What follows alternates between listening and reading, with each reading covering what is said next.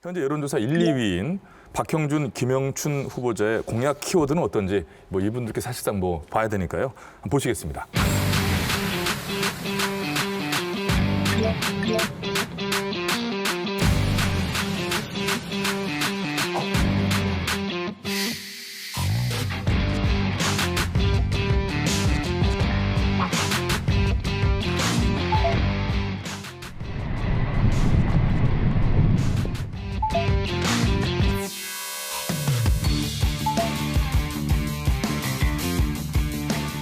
부산은 아무래도 집값이 조금 부담됐고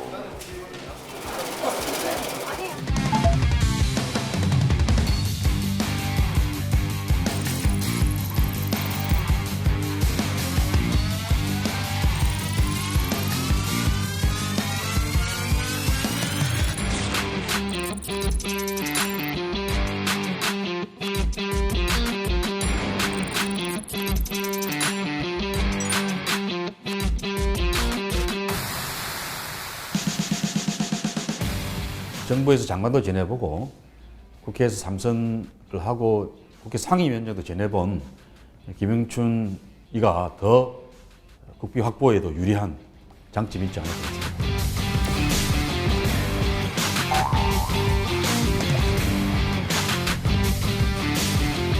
테스트까지 완료했습니다. 100% 실현 가능한 기술인 거죠.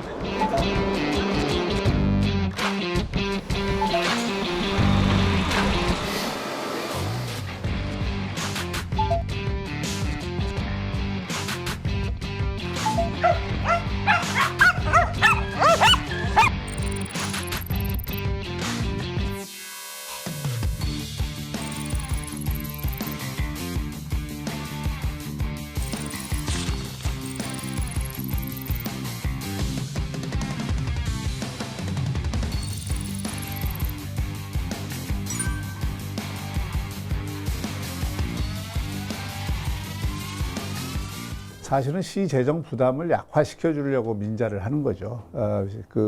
지금 안 그래도 한 25% 정도 채무 비율이 되는데 그래서 이제 민자를 적절하게 활용을 할 수밖에 없는 것이고.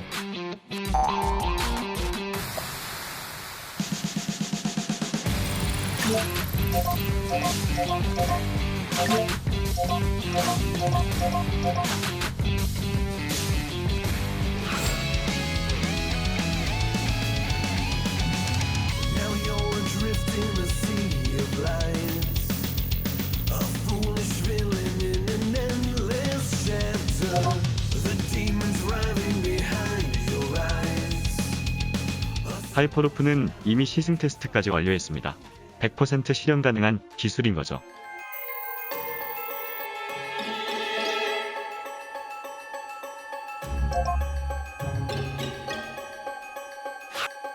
자, 그럼 하나씩 들어가서 얘기해 보자면은 일단 가덕신공항 얘기 나왔습니다만 이번 부산시장 보궐선거에서 그 전부터 여러 가지 그랬습니다만 진짜 말 그대로 뜨거운 감자였잖아요. 어떻게 생각하십니까? 한 말씀씩 주시죠, 시원하게. 예, 가덕신공항은 이제 일단 찬반 논란 이제 시민사회나 아니면 이제 진보정당에서는 또 반대하는 공약이거든요. 이제 예, 환경 예. 문제 때문에 그런데 환경 문제를 해결하는 그런 공항을 추진할 것인가에 대한 좀 답이 리액션이 없는 것 같고요. 예. 그다음에 한 가지 더는 4대강 사업이나 대규모 이제 비용이 들어가는 사업은 보면 대기업의 건설업 이런 쪽으로 다 이제 이익에 다 들어가는 누군가 상황인데, 일을 해야 하니까. 예. 예. 근데 그렇게 대규모 사업을 진행해서 어떻게 부산 지역으로 환원될 것인지 이제 이런 고민들이 전혀 없어서 재원 조달 방안이 포인트죠, 이것도. 그런 부분은 저는 그래도 이 가덕신공항 문제는 이미 타당성 조사라든지 이런 것들을 굉장히 많이 거쳐 있어서 거기에 들어가는 예산에 대한 일정한 규모는 굉장히 쉽게 사실 확인이 가능한 갑자기 부분이기 나온 얘기는 때문에 아니니까. 그렇죠. 예. 그런 부분들이 조금은 반영되지 않았을까 생각합니다. 네, 선생님. 네. 이게 지금 네 돈이면 그렇게 쓰겠냐라고 하는 거거든요. 그리고 이게 1호 공약으로 나왔어야 되는가라고 하는 반문이 기본적으로 들 수밖에 없는 겁니다. 근데 저는 좀 그 부분이 이제 부산 지역민의 정서를 좀 이해할 필요가 있는데 가덕신공항은 정말 20년 넘게 끌어오면서 너무도 지쳐 있는 주제입니다. 그래서 앞으로 그걸 일단은 우리는 한다라고 하는 의지를 표현해 놓고 그다음에 구체적인 것들은 시장에게 맡겨보자. 근데 자, 그럼 시장이 결정할 사안은 아니다라는 겁니다. 공약으로 나온 조기 착공을 유도하겠다. 이게 사실은 국회와 행정부가 움직여야 될 문제거든요. 그래서 이건 시장 공약으로 적절한지에 대해서는 정말 의문이 드는 겁니다. 객관화시켜서 봤을 때. 네네네. 이 방송을 보고 계시는 시청자분들, 우리 시민 여러분들도 지금 이 순간 딱 또 판단을 하시겠죠. 달라졌을 수도 있고, 예, 뭐 달라지지 않으셨을 수도 있고.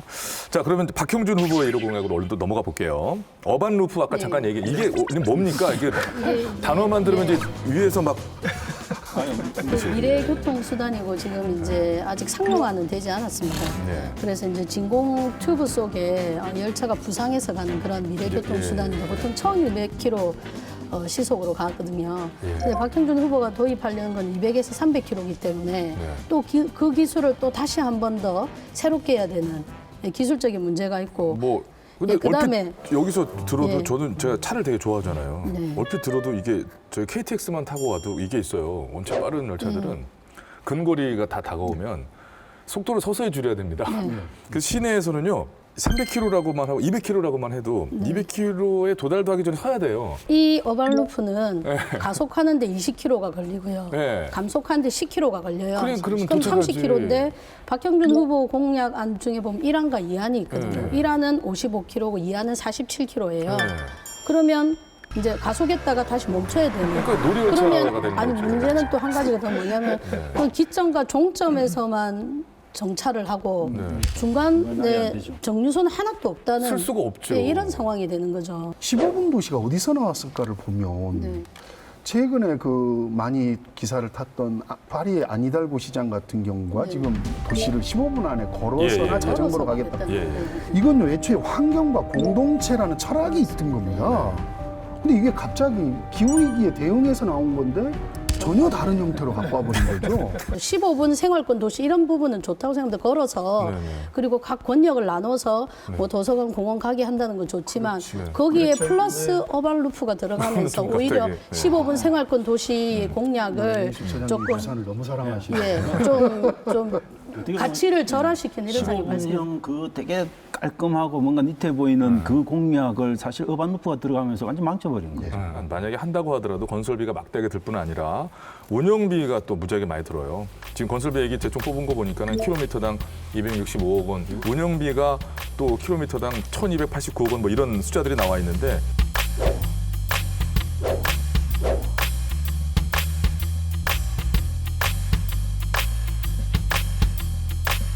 후보자의 공약을 건설과 비건설 그리고 복지 환경과 산업 경제 이렇게 한번 나눠봤는데요. 다른 점이 좀 있나요? 아니 근데 이게 명확하게 두 후보가 한 후보는 보수 지향적, 한 후보는 진보 지향적인 정책의 스탠스를 잡고 있다는 거 그대로 명확하게 그러니까 보이거든요. 말이에요. 이렇게 보니까 확 예, 그러니까 오는데요. 진영의 특성이 잘 드러난 거로 보이시는데 분명히 반대쪽에 서 있기는 하나 뭐 규모는 큰 차이가 없어요. 지금부터 이제 이 얘기를 다시 들어보려고 하는데 김영춘, 박형준 두 후보가 낸 공약이 이제 각각 9조 5천억 원 정도 그리고 6조 3천억 원 정도로 많은 예산이 투입되는 공약들이었습니다. 근데 뭐 국가 사업이나 민자 사업 형태로 이것을 하겠습니다라고 얘기는 했는데 이게 시장이 할 수 있는 일이냐는 거예요. 이게 뭐 박형준 후보의 경우는 공약 예산의 90%가 국비하고 민자 사업이 또 포함되어 있습니다. 그다음에 김영춘 후보 예산은 90%가 또 국비라는 점 있기 때문에 뭐 시비가 많이 들어가진 않지만 국비를 어떻게 따올 것인지 그다음에 민자를 또 하신다고 하셨는데 민자는 나중에 또 다 시민의 부담으로 되돌아갑니다. 그렇죠. 이런 부분을 이제 시민들이 잘 꼼꼼히 따져보고 투표를 좀 하시면 좋을 것 같습니다. 네. 후보자 입장에서는 당연히 눈에 띄는 뭔가 새로운 공약이 중요하겠죠. 그런데 가장 중요한 것은 시민이 원하는 바를 정확하게 알고나 있느냐. 알고나로 할게요. 알고나 그래도 있느냐. 이런 게 궁금하고 중요하다고 생각이 들고 자 그래서 저희가 직접 시민들에게 어떤 정책이 필요한지를 여쭤봤습니다.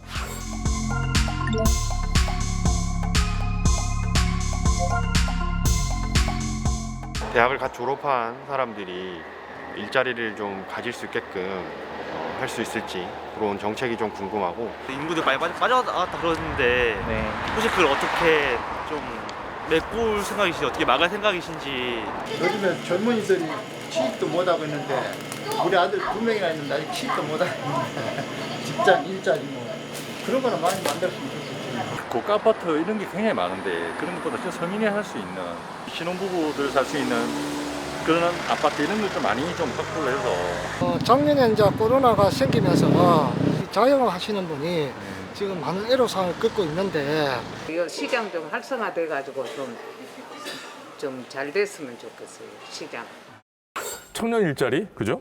주거, 그리고 또 코로나19 이후의 정책들 이런 것들은 어떻게 할 것이냐가 정말 중요한 것 같다라고 하는 의견들이 많으셨다고 그래요.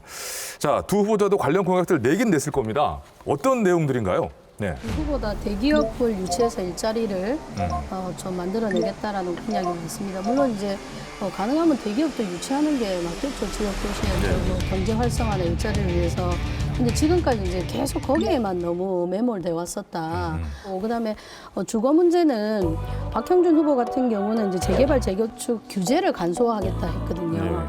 재개발 재건축의 규제를 완화해서 이런 주거 문제를 해결할 수 있는 게 아닙니다. 지금 방식의 재개발 재건축은 원주민들을 다 내쫓고 그다음에 난개발 무조건 위로 이제 용적률 높여서 위로 올라가는 개발이거든요. 그러면 그렇지 않고 원주민이 들어갈 수 있고 신혼 부부와 청년들이 들어갈 수 있는 그런 재개발 재건축 방식을 도입하는 이런 아이디어가 필요한데 그런 그건 부분이 아주 좀 정말 없습니다. 중요한 얘기라고 생각하거든요. 저는 이제 코로나 이후에 사실은 저희들 공공의료 체계의 중요성이 되게 많이 부각됐는데 김영춘 후보 같은 경우에는 이제 침례병원을 사실 건강보험관리공단하고 직영화하는 방식으로 해서 하겠다 뭐 이런 안을 내놓긴 했는데 박형준 후보 같은 경우는 사실 공공의료 체계를 어떻게 가져갈지에 대한 아이디어는 거의 저는 찾아볼 수 없어서 왜 이럴까 뭐 이런 좀 의문점이 조금 드는 부분이 있어서 그 부분은 좀 저는 늦게라도 좀 저는 공약 안에 조금 뭔가 개발해서 넣는 노력이 있어야 되지 않을까 그런 생각을 합니다. 저는 지금 우려스러운 것 중에 하나가 이 공약을 사전에 보내주셔서 보면서 되게 화가 많이 났거든요. 정말 중요한 공약은 부산이 전국에서도 가장 높은 핵발전소가 위치하고 있는데 여기에 대한 대응도 빠져 있죠. 그리고 감만동 그 부도의 쪽에 지금 미군 세균 무기 쪽 실험실 있지 않습니까? 이거에 대한 문제도 빠져 있고 정작 중요한 문제는 코로나에 대한 현상에 대한 대응책만 있을 뿐이지 본질적으로 코로나가 왜 왔는지 기후위기가 왜 왔는지에 대한 자성과 그에 대한 대안은 또 빠져 있거든요. 그러니까 1, 2위를 보면 정말 답답해요.